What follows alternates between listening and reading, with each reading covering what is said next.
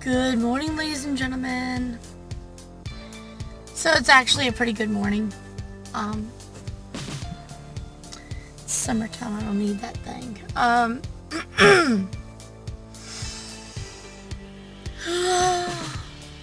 It's actually a very, very, very nice and well-tempered day today. So I went on live on Facebook last night, and I want to just reiterate some things that I have said, because I have basically two different set of audiences, and I'm trying to move them onto here because I have more control over my videos than I do on Facebook. So, as some of you know, I have a service that I offer. I don't force it on anybody. I don't coerce people to do anything about it.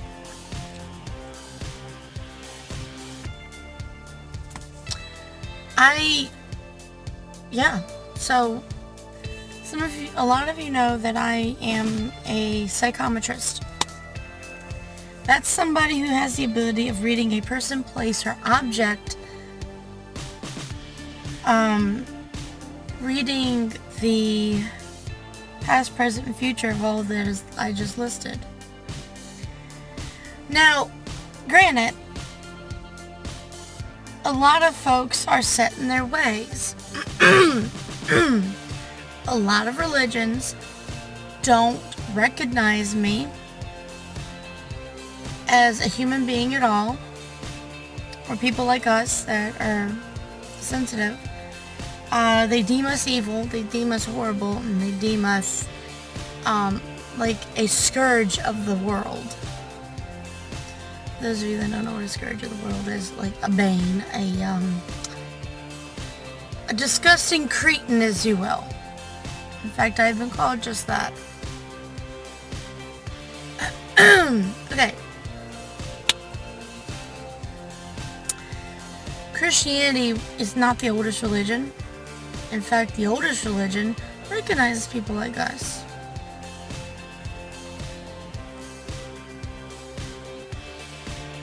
So, when you, for all these years, you would think that people of certain denominations would see that they got the message of their religion pretty messed up. Now, I've tried to go to church. I try to find my church home, my church family, only to find out the only church family I do have, number one, I don't go to their church. Number two, they're just family. And there's nothing in the world I wouldn't do for them. And that would be my actual family. And there's also the same thing with my friends that I've pretty much adopted as family. Because I love them that much. There's nothing I wouldn't do for people that I care about.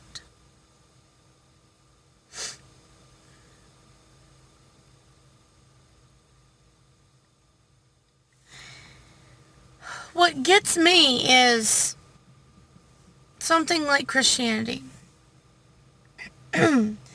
Christianity, the real principles of it is about non-judgment and loving unconditionally. Now, we got a lot of people that say that they're Christian, but they don't participate. And let me explain. They don't participate meaning they judge worse than that of an actual law enforcer. Now, law enforcement, it is your job to judge. Honestly, it's your job to serve and protect and judge. Or arrest everybody and let the judge judge it out. Because let's face it, you can't be judge and jury. and officer at the same time. There are situations you need to use your best judgment. So, oh, my neck.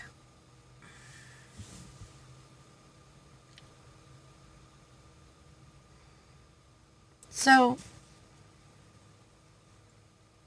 I can't tell you how many times I've gone to many Christian denominational churches.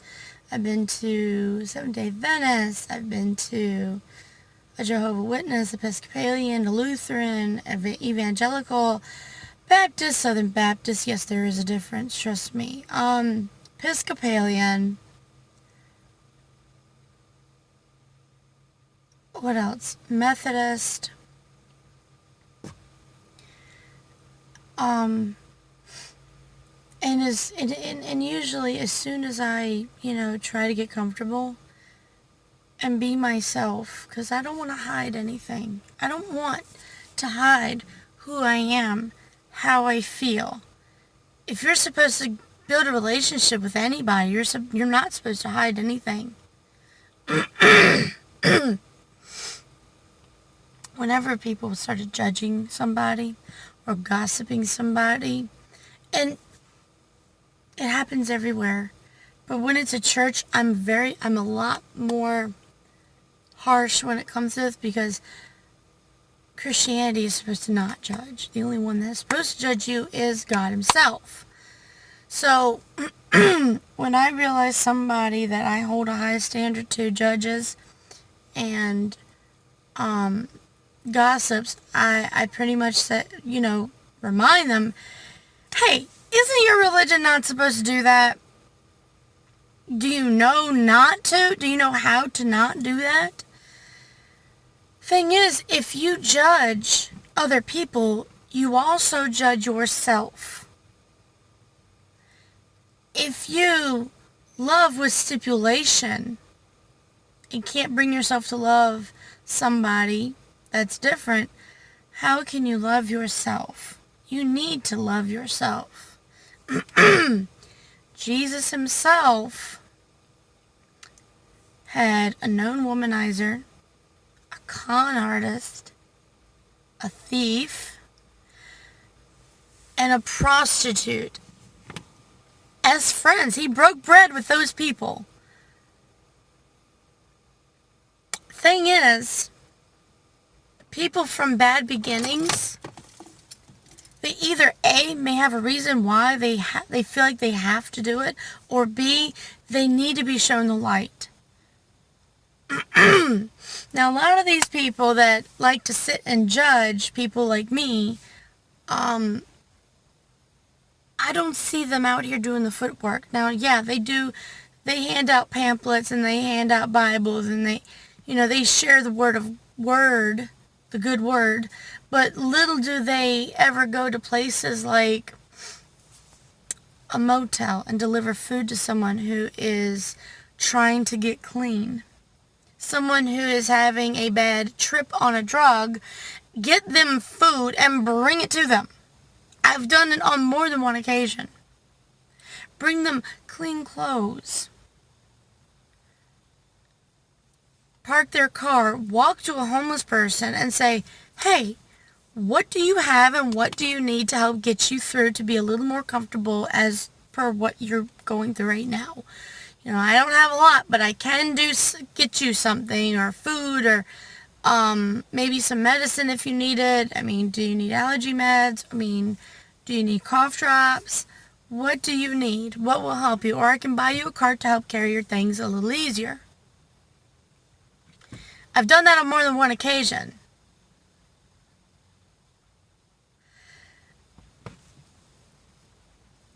I have yet to find a homeless person that didn't have a bag full of religious pamphlets that people just hand out instead of giving him something to eat, or a pair of clean drawers, or a lead to where he can actually get a job and be housed somewhere.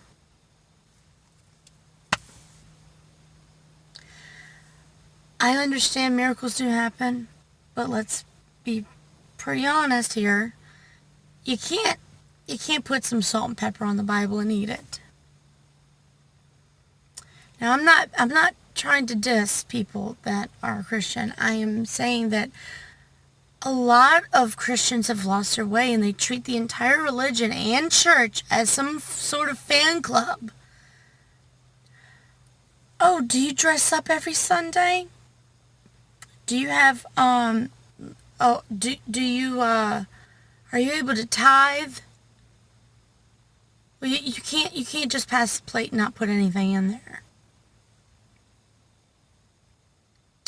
Yes, I can. And if I'm broke, I'm broke. I'm not doing tithe. Now, I did tithe. I would put something in there. I wouldn't put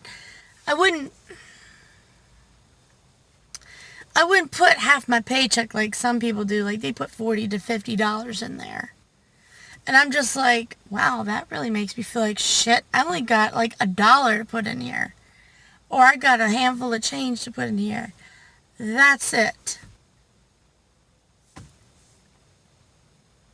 I mean, we do our best.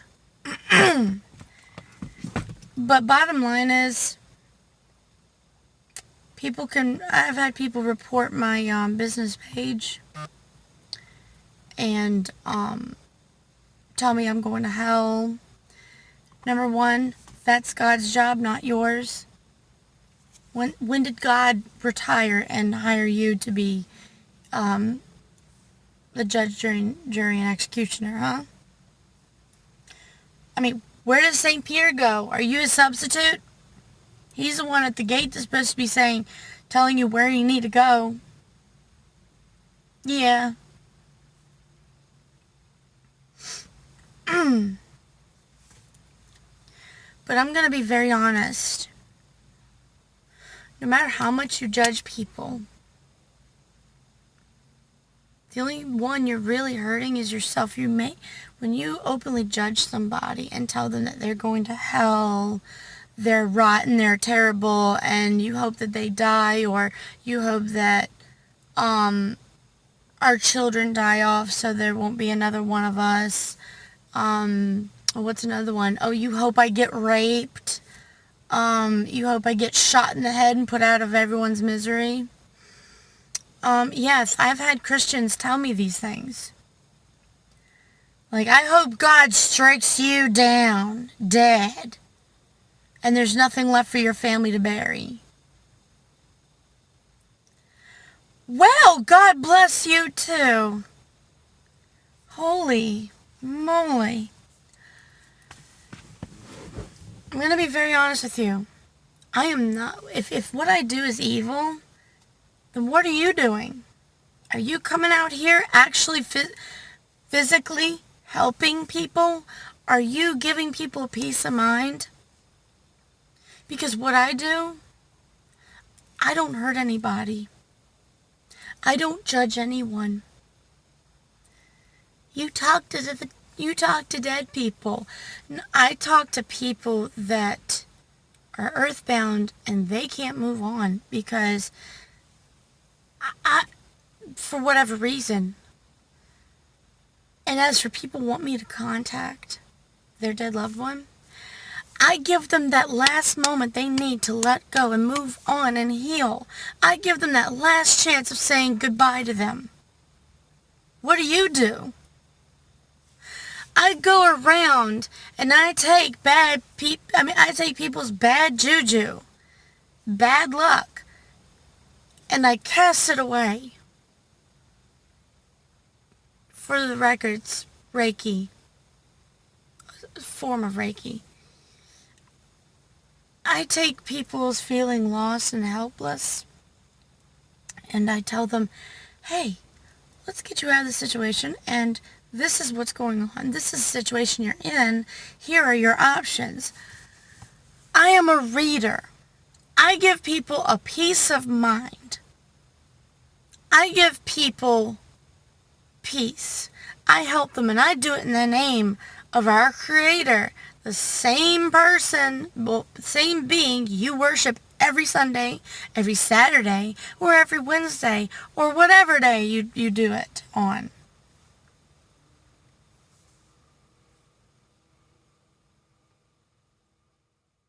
I'm doing what you're afraid to do.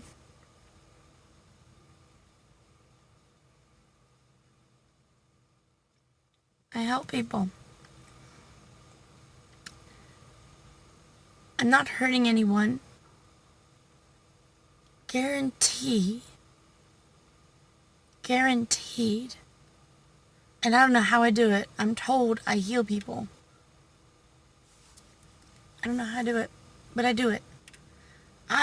Before I talk to anybody, I pray that God gives me whatever ability that is needed to ease someone's suffering and pain and anxiety. That I am able to give them whatever it is they're seeking. I am His tool. Jesus brought people back from the dead. Oh, it's a miracle. It's also necromancy. Water into wine. Illusion. It could have been wine. Maybe. I don't know. He healed people. Can you explain how? No, because nobody was there. It's just written in a book that man has changed throughout the course of time.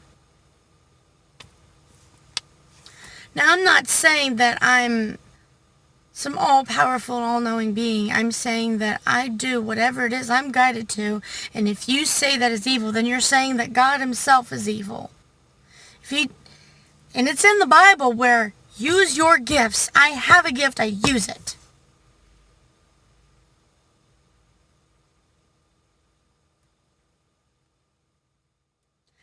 I'm not stopping, no matter how much people judge me. The end. I'm going to continue to help people. In His name.